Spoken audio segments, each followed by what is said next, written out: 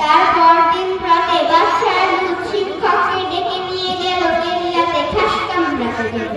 শিক্ষক ডাকে বাদশাহ